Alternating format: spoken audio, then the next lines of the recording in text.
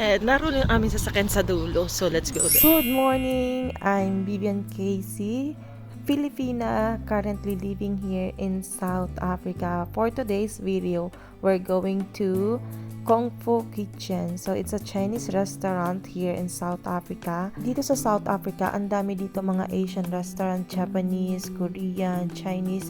But, wala halos ako dito makita na Filipino restaurant. Meron lang isa na napuntahan namin dati, parang sa flea market. So, iyon, masarap din ang mga luto nila. And, ito nga ang in-order namin mag-asawa. And, my husband loved the Shanghai steak and the other one that I forget the name. And, of course, I ordered the fish fillet, sweet and sour. Dahil medyo namimiss ko ng isda. Pero, yung isda nila dito, they call it hake. 3 taon na ako dito sa South Africa, pero wala akong makita mga isda na tulad sa atin. Meron man pa isa-isa, especially dito sa lugar namin na medyo malayo sa dagat. Ang nabibili ko dito is pompano, ulo ng salmon. Meron din ako nabili dati na tamban, pero pamain nila kasi dito.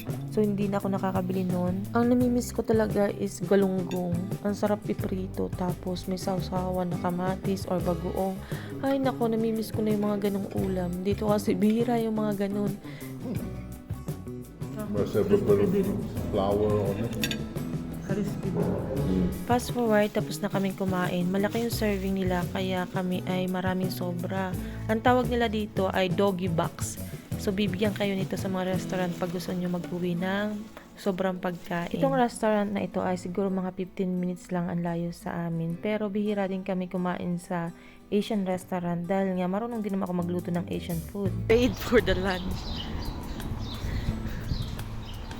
Naroon yung aming sasakyan sa dulo. So, let's Fast go there. forward, kinahapunan, magluluto naman ako ng pansit. So, marami na ang gagawin ko. Dahil tamad ako magluto, every kain ay magluluto. So, mas prepare ko magluluto ng maramihan and then, init-init na lang the next kain. So, sanay naman kami mag-asawa na kung ano yung niluto ko ng panghapunan, pwede na rin namin siyang almusal. Okay lang din naman sa asawa ko na ganun ang setup, na magluluto ako ng marami, and then, ino lang ang kakainin namin sa susunod na kain. Dahil sabi niya, nang hindi rin naman ako napapagod na tuwing kakain ay magluluto. Dahil dadalawa nga kami dito sa bahay, so more practical siya kaysa magluto kami every kain. So, init-init na lang dahil may microwave naman. So, okay naman ang lasa kahit medyo nababaw. Especially pagkapansit, kung kailan naging bahaw na, ay lalong mas masarap kinabukasan kainin. Dahil Asian din yung asawa ko, madalas ko talagang lutuin ay Filipino food or Asian food na familiar din sa asawa ko. Meron siya mga kinakain na South African food dahil dito na rin naman siya pinanganak at lumaki. However, masanay talaga ako magluto ng Filipino food and ang biyanan ko marunong magluto ng ilang local dish dahil dito na rin siya pinanganak sa South Africa. So, maitinuro siya sa akin na ilan. Kaso, hindi ako ganun ka-confident na maluluto ko siya na maayos. So, hindi ako nagluluto nun. And I'm just so lucky na dito nakatira sa area kung saan maraming Asian store. Yung ibang Pilipina na nakakausap ko rin online na dito rin nakatira sa South Africa, wala silang mabilhan dahil walang Asian store. Kasi dito sa South Africa, ang Asian store or Chinese store, halos ang nagbibenta ng Asian vegetables at iba't ibang product na halos kahawig ng Filipino food natin. Kumbaga, magandang alternative siya.